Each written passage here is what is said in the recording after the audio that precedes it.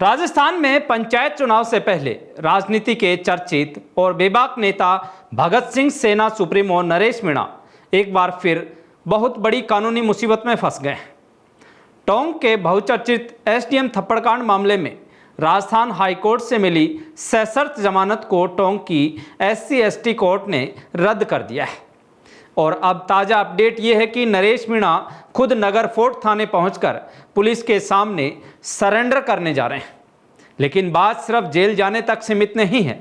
Court के आदेश पर police अब नरेश मीणा की चल अचल संपत्ति का पूरा कच्चा चिट्ठा भी खंगाल रही है। उनके पैतृक गांव बारा के सरपंच से संपत्ति का पूरा ब्यौरा मांगा गया है, जिसे अदालत में पेश किया जाएगा। उधर समर्थकों का आरोप है कि सरकार नरेश मीणा की बढ़ती लोकप्रियता से घबराकर आगामी पंचायत चुनाव से पहले उनकी आवाज दबाना चाहती है। आखिर ऐसा क्या हुआ कि 9 महीने बाद मिली जमानत को कोर्ट को अचानक रद्द करना पड़ा? क्या झालावाड़ में बच्चों के हक के लिए दिया गया धरना नरेश मीणा को भारी पड़ गया?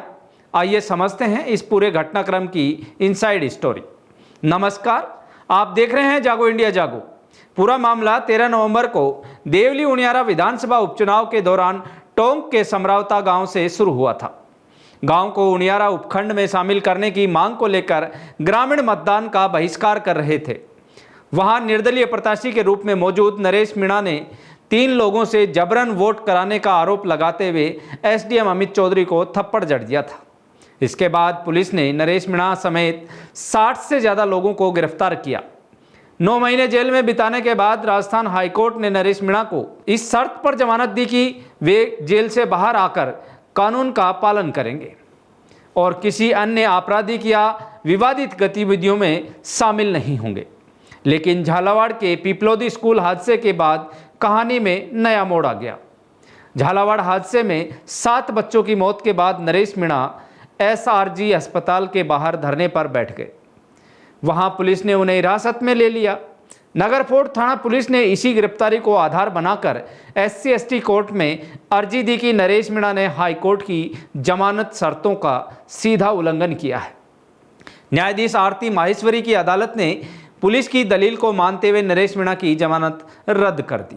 कोर्ट के आदेश के बाद अब नगर फोर्ट पुलिस ने 12 जिले के नया गांव पंचायत के सरपंच को पत्र लिखकर नरेश मीणा की संपत्ति का ब्यौरा मांगा। दूसरी तरफ नरेश मीणा के समर्थकों का कहना है कि मृत बच्चों के न्याय के लिए आवाज उठाना कोई अपराध नहीं है।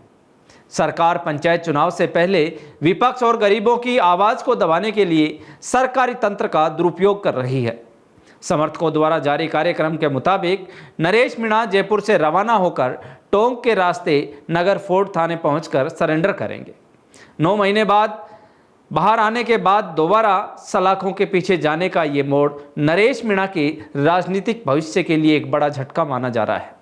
अब सवाल ये उठ रहा है कि क्या ये सिर्फ कानूनी शर्तों के उल्लंघन का मामला है या फिर इसके पीछे कोई सियासी घेराबंदी है? आपकी इस पूरे मामले पर क्या राय है? हमें कमेंट करके जरूर बताइए और देखते रहिए जागो इंडिया जागो न्यूज़ चैनल। धन्यवाद।